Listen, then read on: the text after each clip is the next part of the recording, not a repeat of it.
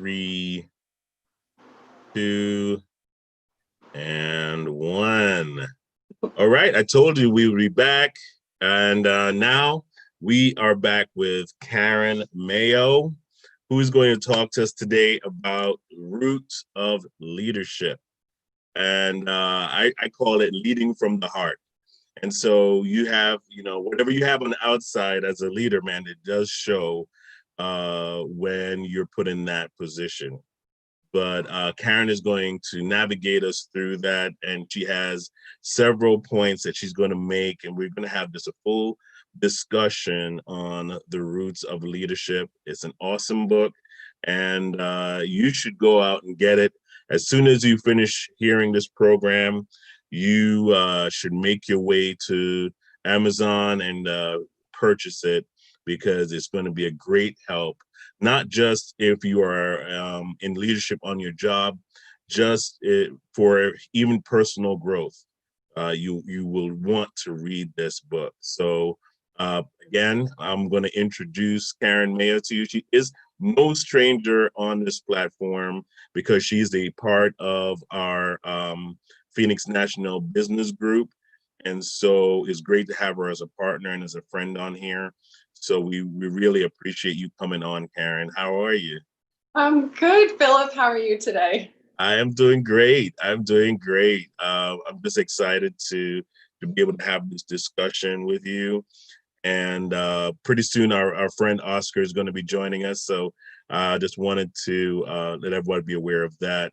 But just introduce yourself to the audience as what they see. Oh, by the way, before we go any further, just wanting to give a shout out to our sponsor, Tom Estes of Allstate, who is sponsoring these programs for these few weeks. Thank you so much, Tom. Really appreciate your sponsorship. And, we look forward to working with you again in our future endeavors. So Karen, please introduce yourself again. Sure. Please. Sure. Yep. Hi, everyone. My name is Karen Mayo. Gosh, I wear so many hats, but firstly and foremost, I'm a child of God. And I'm a CEO. I started from the ground up. So I've done it for the past, since 2012. And I am double certified in corporate wellness. I'm the award-winning author of 2 books. So the first one obviously was Roots of Leadership, which we're going to discuss today. And then my first book was actually called Mindful Eating. So so excited to be here today to discuss really an amazing topic for so many reasons, wellness, right? So when you envision wellness or financial wellness, what does it look like for you? People often think about wellness in terms of nutrition, exercise, weight management, but it's really so much more than that. According to the Mental Health Services Administration, wellness is being in good physical and mental health. These two are really linked. And if there's a problem in one area, it actually impacts the other. So they believe if you can still strive for wellness, even if you have an illness or if you are stressed. So wellness is a holistic integration of 8 measurements. And I like to call them measurements because you can start in the beginning wherever you are, right? And so you can start with physical, you can start with mental, financial, intellectual, spiritual, environmental, occupational, and emotional. And you can start exactly today. You don't necessarily have to start, 10 days from now, 2 weeks ago. You can start right now and measure. So the first one I would like to chat with you about is the actual emotional part, right? So understanding and respecting your feelings, your values, and your attitude. Appreciating the feelings of others. Managing your emotions in a constructive way, feeling positive and enthusiastic about your life. People with healthy emotion wellness feel confident. They're in control of their feelings and behaviors, and they can handle life's challenges.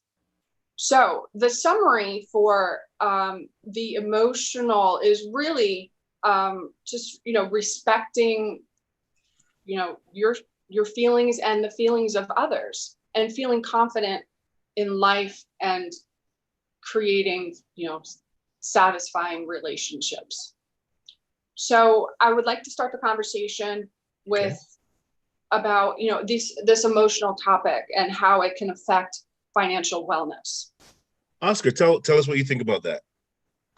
Yeah, I'm taking notes as she's writing. So here's the thing: you can't be good to other people if you don't like yourself. You don't have enough good feelings about yourself to spread that to someone else. So you're mentally, you're emotionally needy.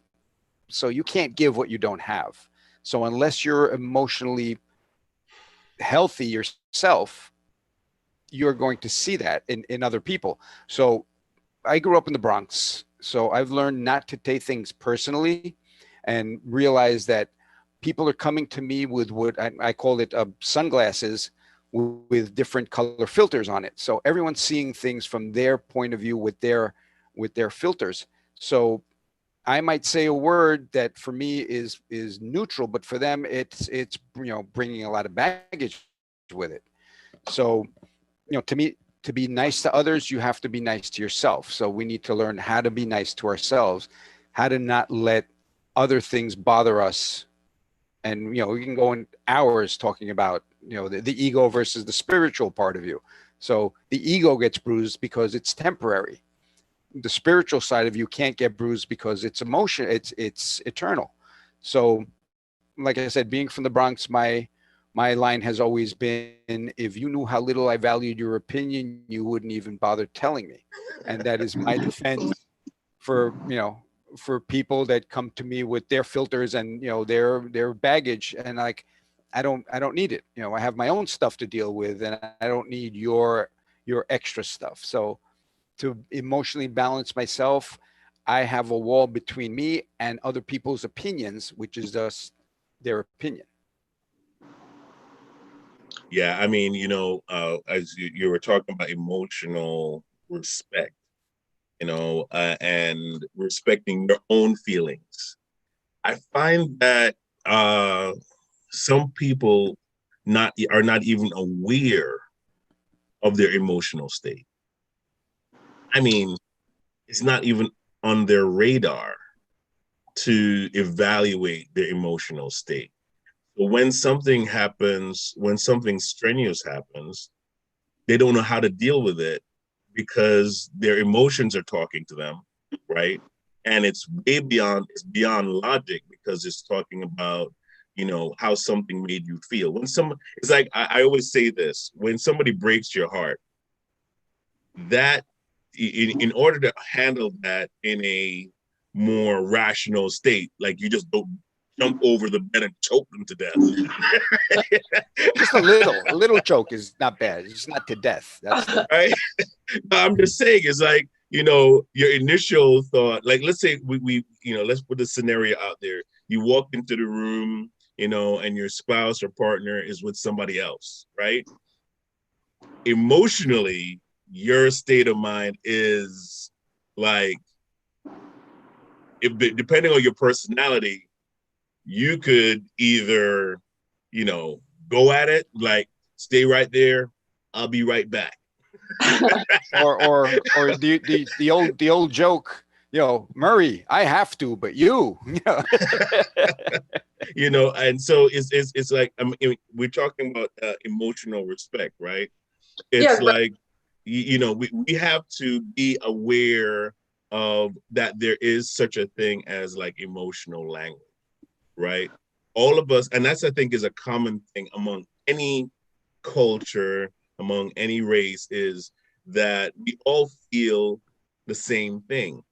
You know, if somebody hurts us, if somebody breaks our heart, we go through the same emotional transitions.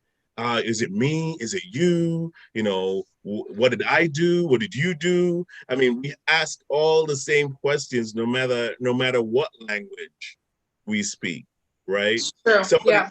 yeah, if somebody dies, we still feel the same loss of connection. So the emotions are still the same. We still feel all the same things. And so it's like we must learn how to respect each other's emotional state, Right. you know? And if we don't respect our own, how are we going to respect somebody else's? It's If we're true. not even aware of our own, how are we going to do that? Right. So that's absolutely true. So that's why doing activities such as, feeling the emotionals to our senses, right? Mm-hmm. So the smell, the taste, doing things like this to kind of, listen to music. So you kind of bring your emotions back in check. So eating your favorite foods, right? Lighting a candle or playing with your pet, or just kind of bringing your emotions down, like watching a favorite movie or watching, the sunset, just to bring those emotions back to balance. Yeah, that like something neutral, right? Yeah, exactly. Yeah, something neutral. Yeah, if I find that when I'm upset, I don't know, maybe I don't know what it is scientifically, but my brain goes blank. You know, if I'm Hmm. upset, I mean, I feel my body go out of whack. Right. And what is that? So that's really your brain's, sometimes people can get, so your brain's really complicated, right? So I'm certified in brain health as well. So, Okay. but it happens to me. Sometimes you get stuck on a thought and Hmm. you just, you play the same movie or play the same thought over again. But and you just, at that point, you just got to go, okay, I'm having the same thoughts, but are these thoughts true? Hmm. And Right. most of the time, That's true. Yeah. they're not true. So, I mean, that's why that getting that emotional mental health in check, can provide the, especially when husband and wife or boyfriend, girlfriend, whoever, they're fighting about money or finances, right? So taking that time to, just deep breathe and, check yourself into a different, sense, like the taste, the touch, the smell, um, and the sound. Mm. Who was it last week that said doubt your doubts?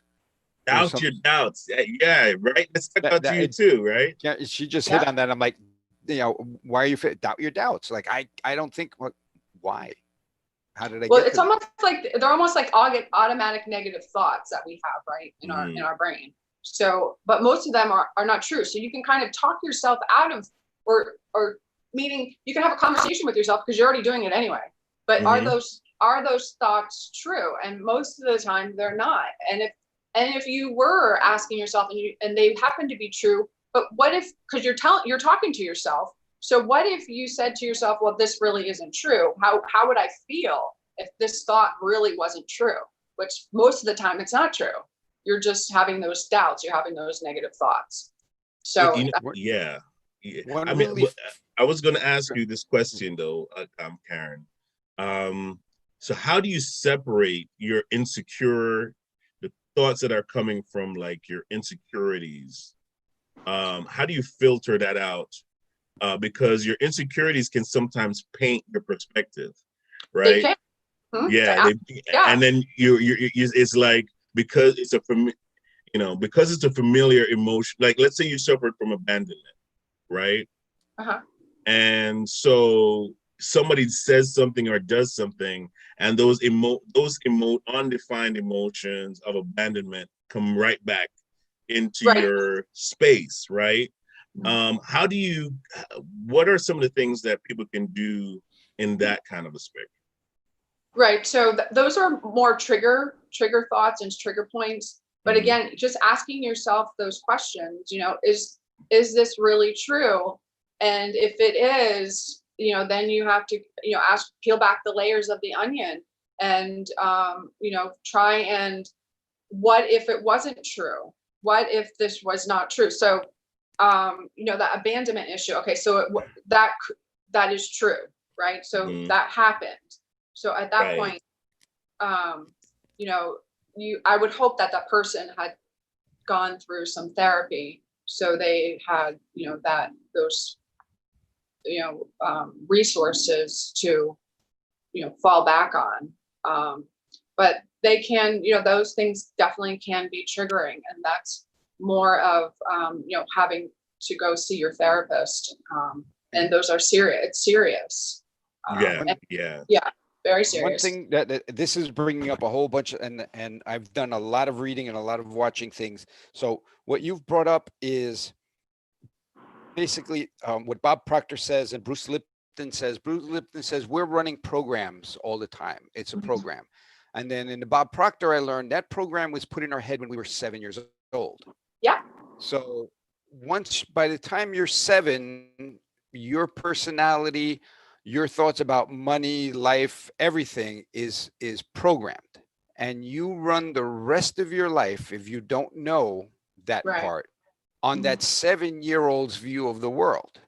So don't touch, don't break anything, don't talk to strangers, all of these things you're taught by 7. Money doesn't grow on trees. All of these things are set. And that but those are right. But those, you can unprogram those thoughts. Right. If you know about them. A lot of people are unconscious of the fact that they're running their whole life from a 7-year-old's point of view. Wow. Right. So, but if that's why when you join my program, I can help you with that. When you join see that little lead in there for you? Thank you. I love that. That's great. Like when you join my program, We're going to move on to our next measurement, right? Yeah, absolutely. Okay, so our next measurement is our physical measurement. So, caring for our body and staying healthy. Now and in the future, is important. And also getting sleep. And most likely, the way your body looks and performs and feels when you have all of this adequate sleep, you have healthy nutrition, you have movement activity, you'll feel better about yourself, your performance, and the way your body looks in your clothes. And when you're exercising, your body releases a chemical called endorphins, which are amazing. That runner's high when you hit that wall and go past it. I don't know. I don't run, but that's what I've heard. Oh my God, endorphins. Yeah, no, endorphins can be like exercising. It doesn't have to be running, but because I don't run, I'm not a runner, but I like riding the bike and doing yoga. But it reduces stress, it reduces anxiety, it improves your self-esteem, along with your sleep and other benefits. So exercise is really, really important. I know everyone knows that, but still it's good to hear. And it's also good to start today. So you can measure it today by just doing baby steps, by doing something. You can do walking and also, bike riding, jumping rope, just whatever you can do.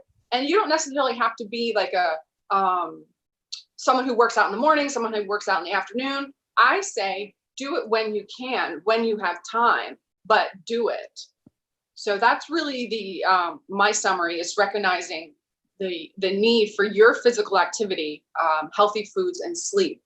And that is my measurement for physical. And how do you measure up? So tell me how you fit in there. And I'd like to just start the discussion around that.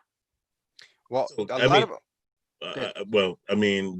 Oscar. I have a question. But a lot of people are like, well, I don't have time to go to the gym. It's like there are body weight exercises that you can do at home.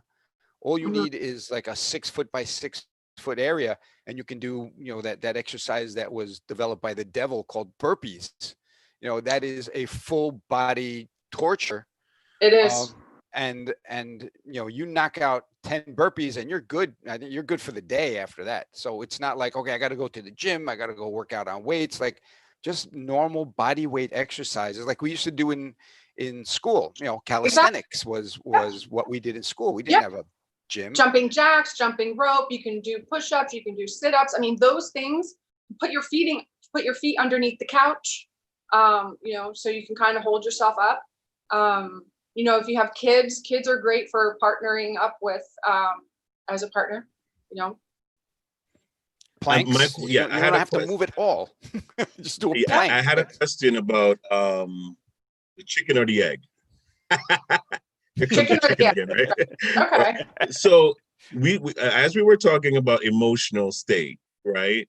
Being aware of that, respecting your own personal emotional state and your physical wellness. Now, what comes first? Like, or does it, I'm sure it probably works in tandem, but if you're emotionally unhealthy, that affects your physical state. It does. Right? The two are linked. Absolutely. And if you are physically healthy, then if you're physically unhealthy, that can also affect your emotional state. Yes. Right. So how does that work as far as what would you say, which one comes first per se? Right. Are both very important, like you just to work together? They're both very important, but and they both go hand in hand. So I would say get your eating or get your, you know, nutrition in your body, because what can happen is when you have nutritional deficiencies can lead to mental health issues. So, and then, but exercise then helps with your mental health. So, like I said, it both goes hand in hand. But I would say get your nutrition under control, because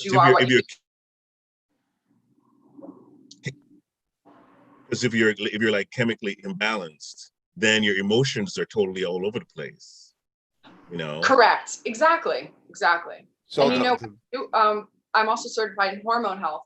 So, and also the hormones and that whole endocrine system is, when it's out of balance, that can wreak havoc on both your brain and your body as physically. As you know, we all know, you know, blood sugar issues in this country are out of control.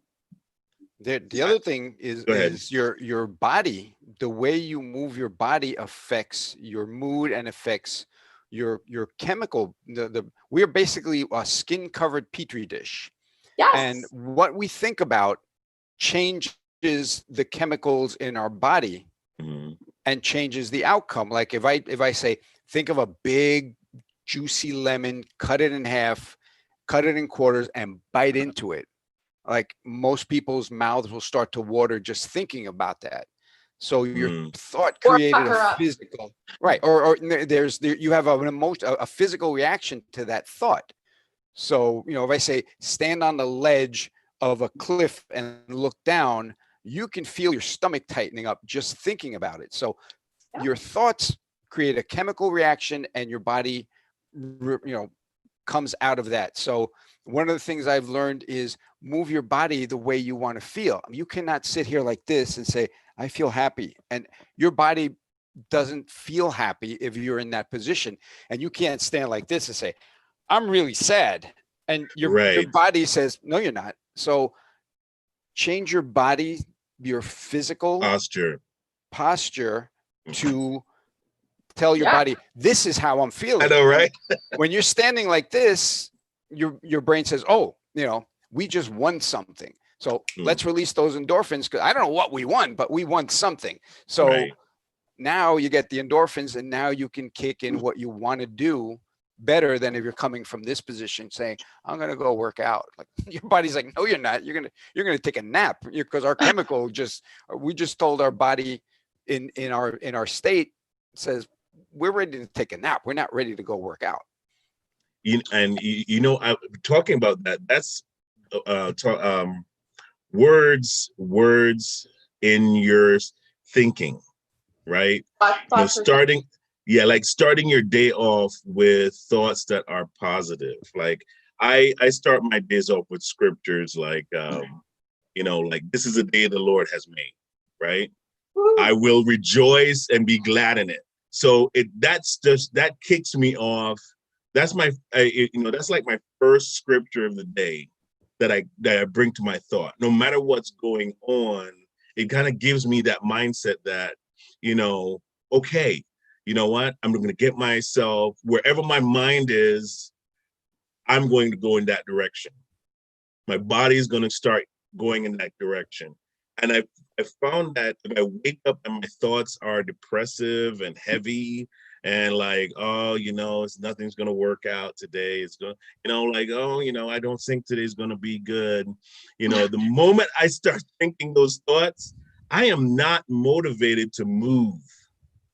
And if I'm not motivated to move, then nothing is going to happen positive because I'm not doing anything to move in that positive direction. Let's, we can go real down deep down that rabbit hole.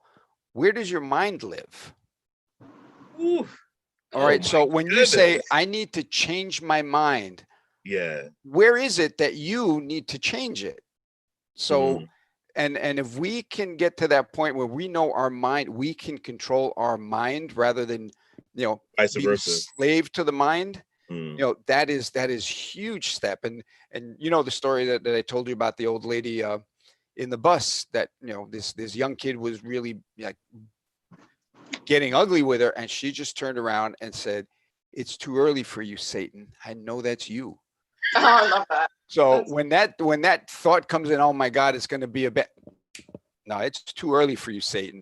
I know that's you. I'm not going there. I'm heading the other way. And, change that. Change the thought, change your body chemical, get up and go, exactly. yes, That's or whatever it is you need to do, and shut that off. Like, no, we were talking about that. Can't live here. Those automatic negative thoughts. Yeah. From a 7-year-old. Right. So or even the 7-year-old right, exactly. The 7-year-old in each of us. But also too, when it comes to finances, because that's what we're here to talk about. If you're not thinking clearly, obviously you may make bad decisions within, your business, your money issues, or, it could be just something, you're spontaneously spending and you should wait 24 hours or 72 hours or whatever that time is to make that big purchase. So if you're not thinking properly, then obviously, it's not going to show. But we were just talking about how, those, not changing. So I discussed this on Tuesday, which is one of my favorite books. It's called Move My Cheese, right? Yes. So it's a great book. So if you don't, so this is my Post-it I have on my desk. If you do not change, you will become extinct.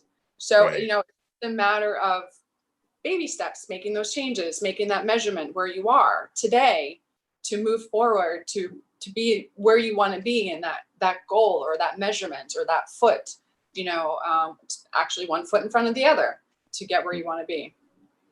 So my ways of improving physical measurement is what I just, I said bike riding, yoga, jump roping. We all did that. Engaging in sports, running, jogging, skiing, dancing, even just dancing, like what you can even turn the music on while you're cooking or whenever, in the morning. That is a great, just uplifting, spiritual, motivator. Playing tennis. Tennis is really great for your brain, especially table tennis. It gets your prefrontal going, so it builds more brain matter, the gray stuff, which is really important to keep for brain reserve. And then gardening. Gardening is really great too for physical and stress and I don't know how it relates to finance, but maybe you won't be spending as much money at the grocery store because you're gardening, right? I mean, this is more. We're going on. I'm going on the premise of the title of the book, because leadership, an unhealthy leader, really affects the direction of a company, the direction of the employees, the morale of employees. Because if you're coming in and all you can say is, "Man, I don't think this company is going to make it. You guys, we're not making our goals. Come on, we're not making our goals." And all you can do is feed the negative or the downward spiral that's already, in the room. what I realize is as a leader, I've been under I've good leaders and I've been under bad leadership. And one thing I realized with the good leaders is they can transfer positive thoughts. Like if my manager walks in and he's like smiling, hey, and how you doing? I mean, no matter if I had a bad day coming in and my manager is like sensitive to what's going on and just kind of like, yeah, I know things look bad, but guess what? We can be creative and we can work through this. I mean, it gives you that thought like, yeah, you know what? I'm going to be positive. I'm Yeah, going to start, I'm going to change, let me change my thinking. Maybe there's something I'm missing.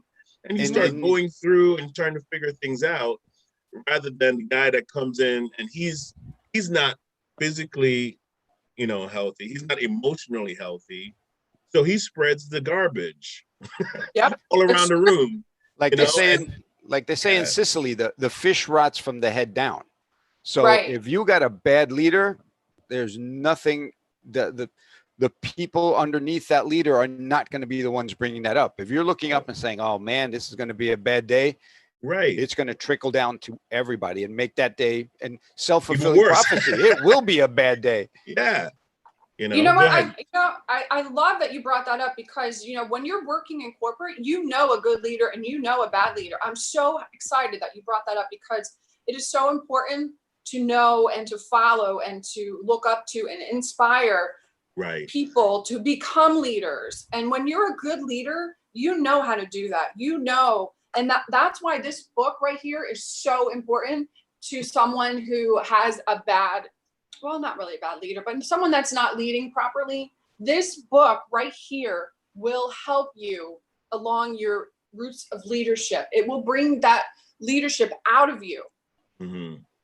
And believe me, this is one of the most powerful books I think I've been a part of.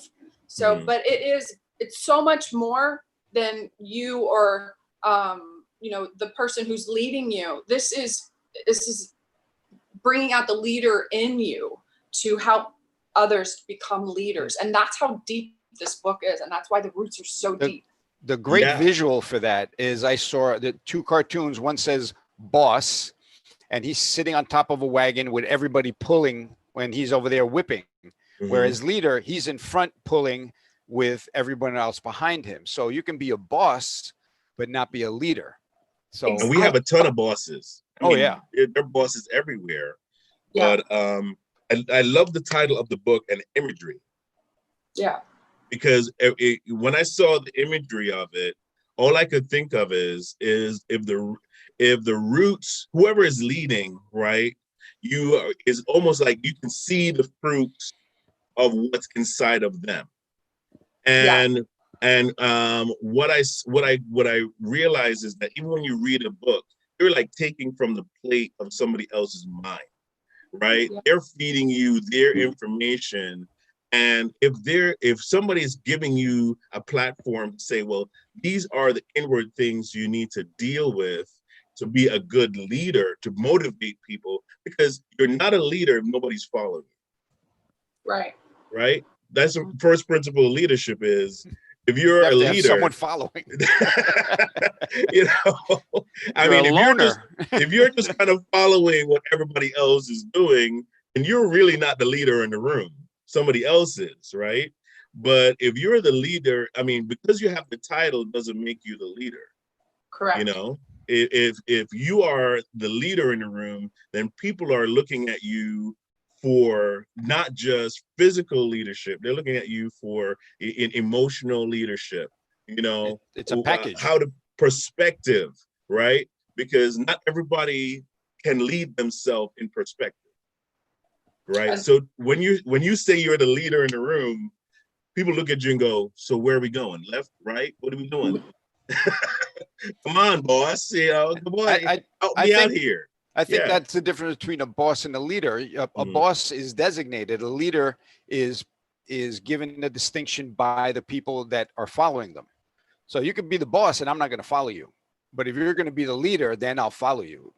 Right. Wow. Absolutely. And I just want to give a quick shout out to, Anthony is my co-author here. He has another book which is it's called Creating Reality. And that book, let me tell you something, it changed a lot for me. And it changed a lot for me for when I was ready for my next stepping stone, right? So, but if you get a chance and you can find it or order it on Amazon, it's called Creating Reality. My library's getting bigger. That's it. Yeah, it's a good one. But also get on the Roots of Leadership podcast. That's really good. Okay, so our third measurement. Where do you find that? Roots of Leadership podcast. I think Yeah. you can find it on iTunes or iTunes. Okay. Did you try and Google it? No, I just found out I'll about try it. to find it. Yeah. Okay. Yeah, you can find it. It's really great. He's got a ton of he's the one running it. Anthony Gruppo. Anthony is the CEO of Marsh & McLennan Agencies. Oh, nice. And their employee benefits. Oh, wow. That's great. That's great. Yeah. He's a great leader. He really is. He's a wonderful leader. So going on, so our third one is intellectual measurement. So intellectual wellness, right? So recognizing our own creative abilities and finding ways to expand our knowledge and skills. Growing intellectually, maintaining your curiosity about all there is to learn, valuing lifelong learning, and responding positively to intellectual challenges, which I think I love. I'm a lifelong learner. I mean, I'm a sponge. Anytime I can learn something or take a class, I guess, I don't know. And it's also really good for brain health. So teaching that as we go along too. But, and I guess the summary for that is really just being creative and stimulating your mental health and mental activities. So, conversation around that, I mean, we'd probably be here all day, but just, the mental health is so important. And, with Alzheimer's and everything else, becoming such a, there's still no cure. And it's starting earlier and earlier. People are getting it. And if you have a history of it in your family, you have a 50% chance of getting it. So that's why intellectual wellness is so important. And, again, learning something new.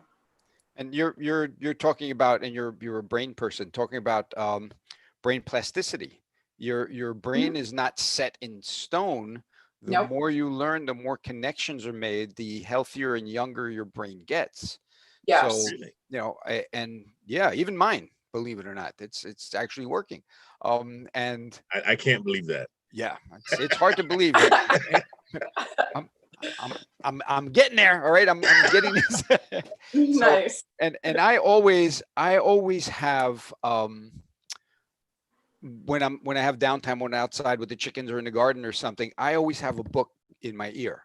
So I have Audible books, and there is no downtime that my brain isn't learning something new and just flatlining. I had a relative who worked from 4 a.m. till 7 p.m. and finally retired. Like, that's it. I'm going to retire now.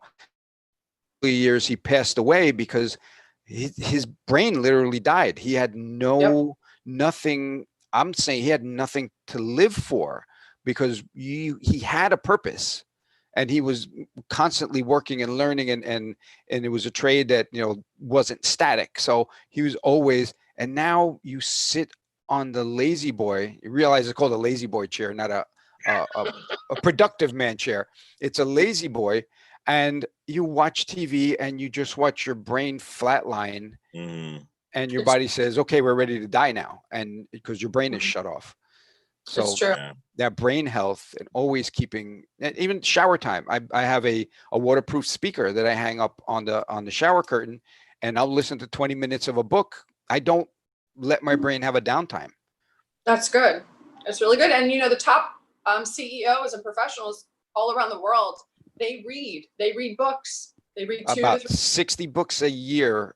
Yep. Is the average of a top CEO. Yep. Top CEO. Really? Yeah. Yeah. Wow. I'm getting there. I'm getting there, Phil. Incredible. That's incredible. Yeah, because you know what? I like to do the Audible. I have like a lot of Audible books.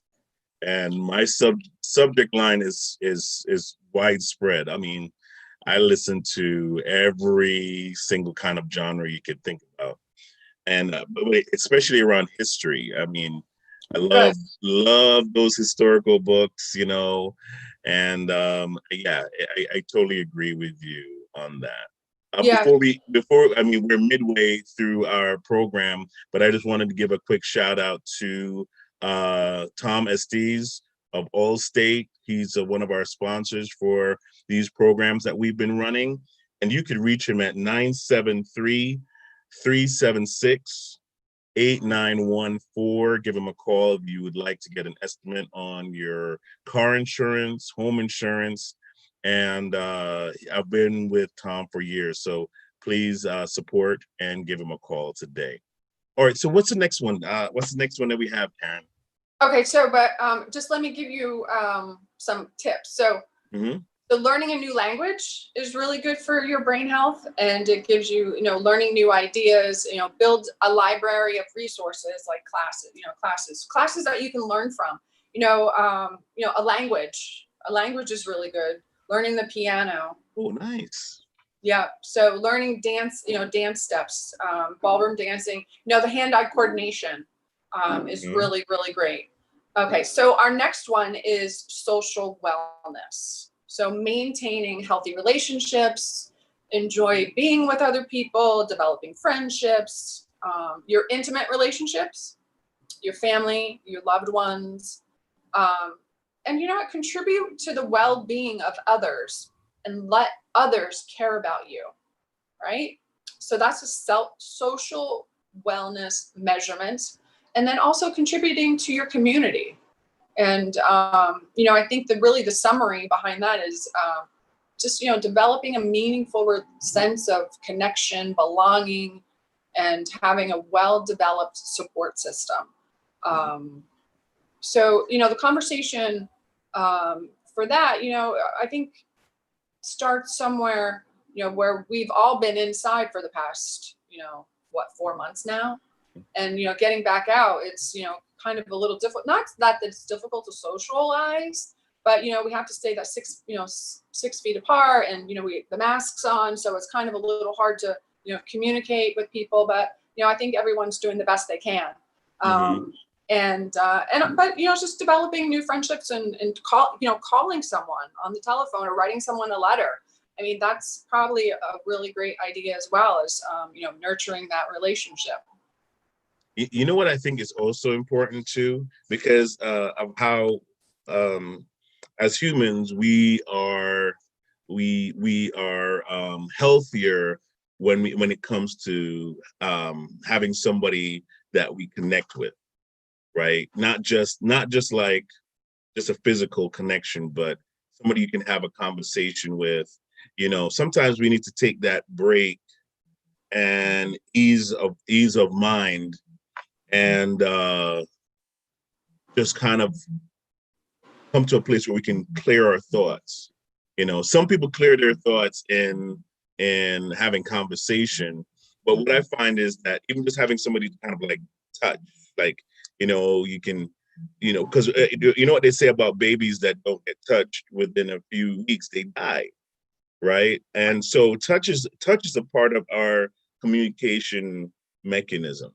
We're you know pack some animals. yeah, so we sometimes we just need that little affirmation that, yeah, everything's going to be okay. Then Yeah. you sanitize your hands. Yeah. Jump in the shower. Okay, they touch me.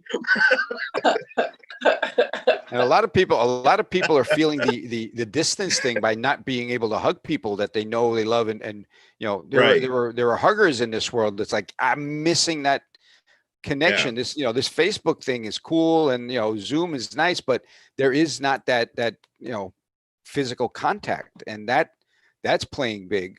You're seeing suicide rates going up. Yeah. And Oh, really? I didn't know the that. isolation is getting to people that Yeah.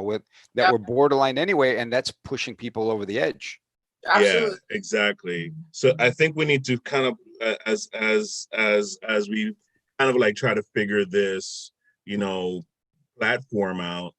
I think there's got to be some ways to reestablish connection with people. I think I mean, solution to that, I think, would be very selective.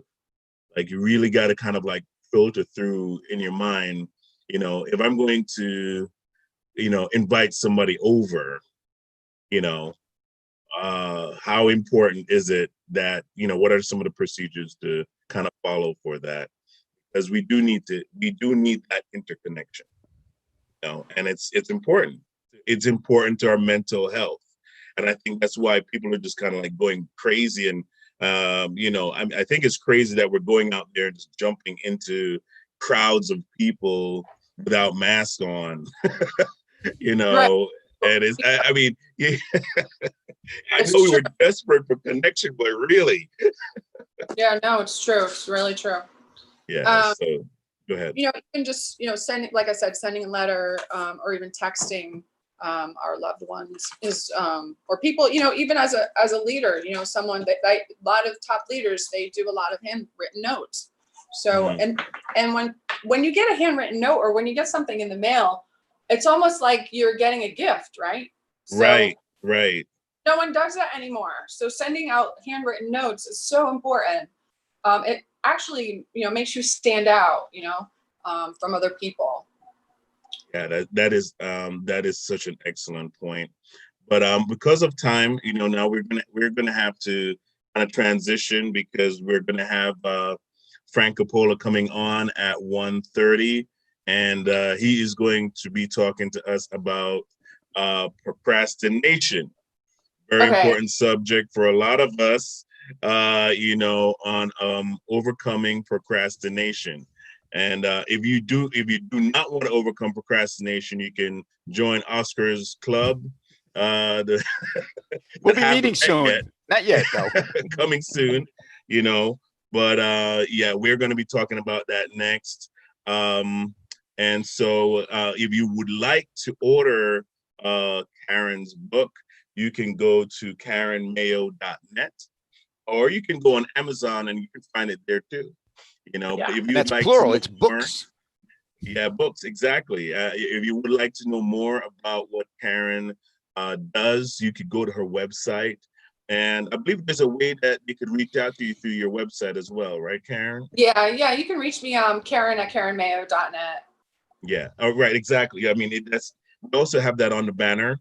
So yeah, you Karen at karenmayo.net, or you see her email on the banner. So reach out to her. She's a great coach as well. So if you need someone that can help you and walk you through, even changing your diet, eating right. Oh my goodness, that is a phenomenal thing. And so you can reach out to her for that as well. So guys, make use of the resource that you have. You see their books on there: Mindful Eating and The Roots of Leadership. You want to get those books today. If you want more information, because we didn't even get a chance to go through everything, right, Karen? No, we have 3 more: spiritual, occupational, and then our financial. Yeah, That's going to be the exactly. next So segment. yeah, Tune if in. we really want to, learn more about that, I'm glad we did, because they need to get the book. I need you all to get the book. It could be like a reading club. The next time we're on, everyone open your book to page We 17. can't give you And we're everything going. like that. We're going to give you need to get the book so you can learn more about the roots of leadership. And again, we love bringing you these programs. And but support those you see on the program. Visit Oscar's page as well, and send him an email. And also just patronize. Join Phil's book club. Join Phil's, exactly. There you go. Visit our website, philipreed.org, and we can keep these programs going. All right. Glad to see everybody that's watching. We'll see you at 1:30 with Frank Coppola, and he's going to be talking to us about procrastination and how we can overcome procrastination. Everyone, take care, and we'll see you soon.